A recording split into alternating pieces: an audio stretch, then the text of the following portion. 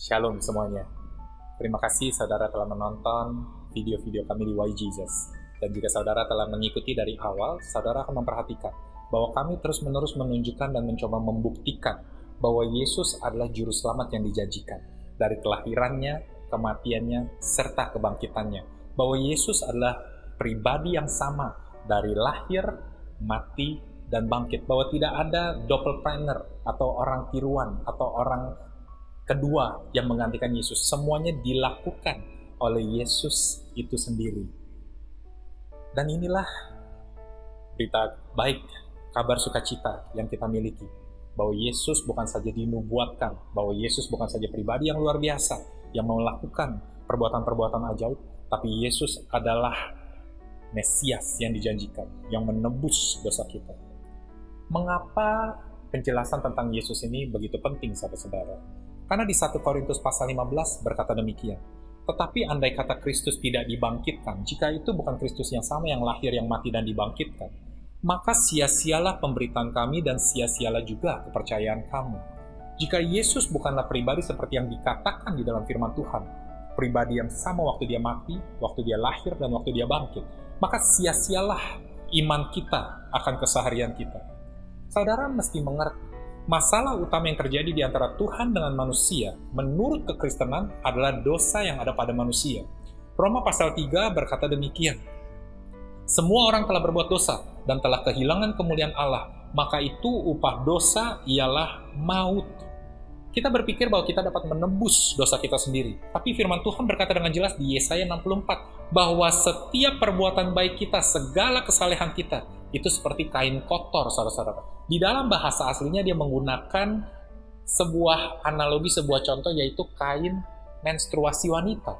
Kotornya begitu kotor dan tidak dapat dibersihkan, saudara-saudara. Jadi seakan-akan Alkitab menegaskan bahwa sebaik-baiknya perbuatan baik yang kita lakukan, itu tidak akan pernah bisa menjadi penebusan akan dosa kita.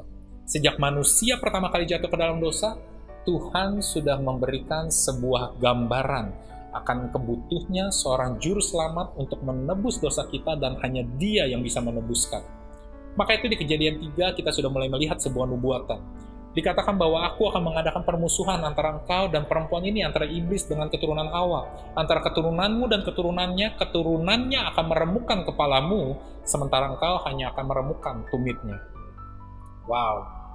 Dan kita bisa melihat ilustrasi bagaimana manusia tidak akan pernah bisa menebus dosanya dengan perbuatan baik kita sendiri. Ini digambarkan ketika bangsa Israel di Keluaran pasal 19. Mereka berkata, segala perintahmu dapat kami lakukan ya Tuhan, berikanlah itu. Lalu Tuhan memberikan 10 perintah yang kita kenal sebagai hukum Taurat. Baru saja perintah itu dilakukan, tidak sampai 1 hari, saudara-saudara, mereka langsung gagal dengan membuat lembu emas. Karena kita tidak akan pernah bisa menebus kesalahan kita sendiri, saudara-saudara. Kita adalah manusia berdosa. Disitulah dibutuhkannya seorang juru selamat. Bahkan di Ibrani 10 diberikan sebuah penegasan. Di dalam hukum Taurat hanya terdapat bayangan saja dari keselamatan yang akan datang, dan bukan hakikat dari keselamatan itu sendiri. Karena itu dengan korban yang sama yang setiap tahun terus-menerus dipersembahkan, hukum Taurat tidak mungkin menyempurnakan mereka yang datang mengambil bagian di dalamnya. Hukum Taurat atau perbuatan kita tidak mungkin menyempurnakan kita. Sebab jika hal itu mungkin, pasti orang tidak mempersembahkan korban lagi. Sebab mereka yang melakukan ibadah itu tidak sadar lagi akan dosa setelah disucikan sekali untuk selama-lamanya. Tetapi justru oleh korban-korban itu, setiap tahun orang diperingatkan atau being reminded akan adanya dosa. Sebab tidak mungkin darah lembu jantan atau darah domba jantan menghapuskan dosa. Karena itu, Yesus harus masuk ke dunia.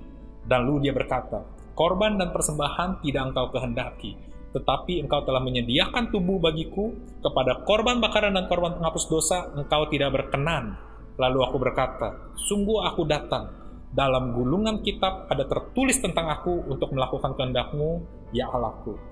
Jika saudara menonton video terakhir dari Why Jesus, saudara akan mengerti mengapa Yesus harus masuk ke dalam tubuh manusia, mengapa dia Tuhan tapi harus menjadi manusia.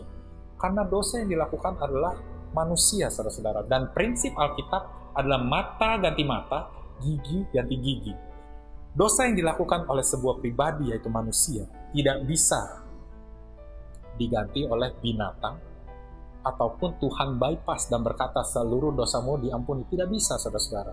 Dosa yang dilakukan oleh manusia sempurna, yaitu Adam yang pertama, harus dapat ditebus dan digenapi oleh Adam sempurna yang terakhir atau kedua, yaitu Yesus. Jika saudara belum menonton video tersebut, saudara dapat menonton video tersebut di Why Jesus. Maka itu kebutuhan akan seorang Yesus di dalam rupa manusia itu tidak dapat dinegosiasi, saudara-saudara. Kelahiran Yesus itu menjadi sentral bahwa karya keselamatan Yesus telah dimulai di dalam sejarah manusia.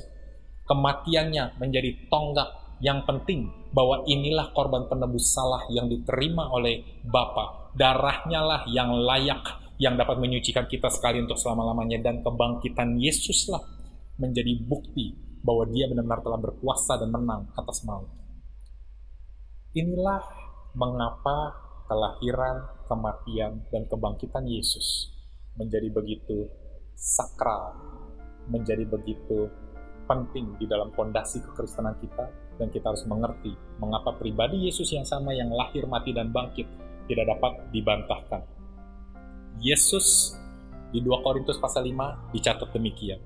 Dia yang tidak mengenal dosa telah dibuatnya menjadi dosa karena kita, supaya saudara dan saya di dalam Dia dibenarkan oleh Allah.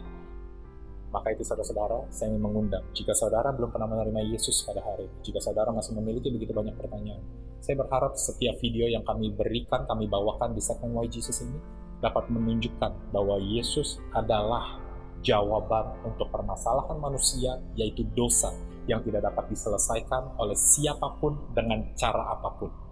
Jika saudara percayakan hal ini, maka saudara dapat menerima Yesus, dan saudara mulai hari ini, detik ini, saudara akan diselamatkan dan dipandang benar. Terima kasih karena telah menonton video hari ini. Jika saudara mempunyai pertanyaan ataupun komentar, saudara dapat mengirimkan ke email di slide berikut ini.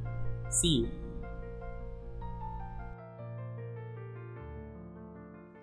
Hai, saya Julian Chong dari The Cause Indonesia Church, dan ini adalah channel YouTube kami. Saya mau berterima kasih karena sudah bergabung dengan kami hari ini. Saya berharap apa yang kami bagikan menginspirasi Anda, membangun iman Anda, dan juga memberikan perspektif tentang bagaimana Tuhan bergerak di dalam kehidupan Anda. Saya percaya video hari ini sudah memberkati Anda. Maka itu jangan lupa untuk suka dan sebarkan video ini ke teman-teman ataupun keluarga Anda. Serta berlangganan dan juga menyalakan lonceng pemberitahuan di bawah ini untuk mendapatkan update akan video-video terbaru dari kami. Sekali lagi terima kasih dan jangan lupa nonton video kami yang lain di channel kami. Sampai jumpa di episode yang lainnya. Shalom.